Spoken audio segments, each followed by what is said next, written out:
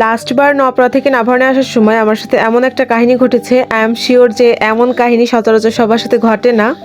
মানে আমি নিজেই অবাক। আমি যে বগিতে উঠেছিলাম সেই বগিতে প্রত্যেকটা সিট বুক ছিল এবং আমার সাথে যারা উঠেছিলেন তারাও সিট পেয়েছিলেন, কিন্তু আমার পরে এই বগিতে আর কেউ ওঠেনি। জাস্ট আমি একমাত্র ব্যক্তি ছিলাম যে কিনা পুরো বগিতে দাঁড়িয়েছিলাম।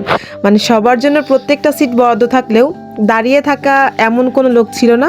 আমি একমাত্র ব্যক্তি ছিলাম যে কিনা দাঁড়িয়েছিলাম। তো তারপর ব্যাপারটা আমার কাছে সত্যি অনেক অবাক লেগেছিল, সেজন্য আর কি ভিডিওটা করেছিলাম। মানে একটা বগিতে একটা মেয়ে দাঁড়ানো, সেটা কেবলমাত্র আমি ছাড়া আর কেউ দাঁড়ানো ছিল না, প্রত্যেকেই সিট ছিল।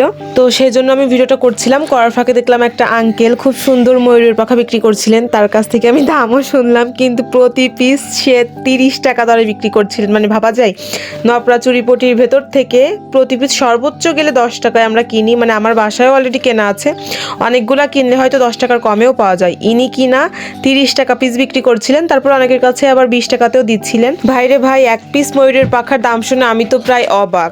মানে 30 টাকা দামে কেউ কি কিনবে? তারপরেও দেখলাম যে 2জন কিনলো তাদের বেবিকে কোনো মতে সামলাতে না পেরে।